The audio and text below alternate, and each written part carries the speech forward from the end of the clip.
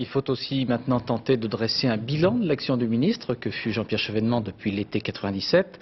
Cette longévité exceptionnelle depuis 81 pour un ministre de l'Intérieur lui a permis de se rallier les faveurs quasi unanimes du milieu policier. Et pourtant, à son arrivée place Beauvau, ça n'était pas gagné, comme le raconte Pascal Doucet-Bon avec Christian Leroux. Mais qu'est-il venu faire dans cette galère?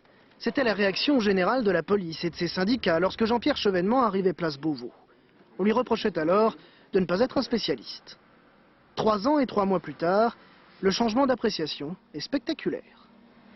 Il savait établir des rapports de confiance entre les hommes, ce qui était très important, c'est-à-dire qu'il savait écouter, il en tirait les leçons, il décidait, ce qui était le rôle de ministre, il imposait à son administration, ce qui n'a pas toujours été le cas, ou bien souvent l'administration prenait le pas sur le politique.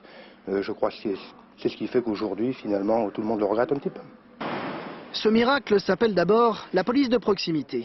Une réforme sans précédent, très mal accueillie au départ, avec redéploiement d'effectifs dans les banlieues et recrutement d'emplois jeunes.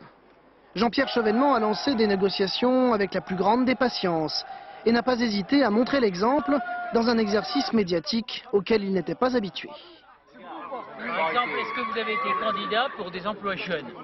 Qu'est-ce On est trop petits, on est trop petits encore. Mais c'est sur l'immigration que Jean-Pierre Chevènement a le plus surpris.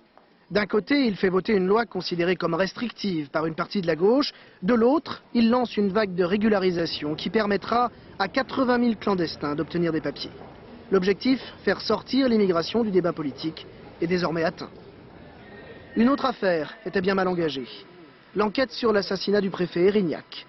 Tergiversation, fausses pistes et même polémique autour du patron de l'antiterrorisme, Roger Marion, dont beaucoup réclament la démission. Mais Jean-Pierre Chevènement le soutient. Aujourd'hui, les assassins présumés sont sous les verrous à une exception près, Yvan Colonna, de la vie des policiers, l'un des rares points noirs du bilan Chevènement.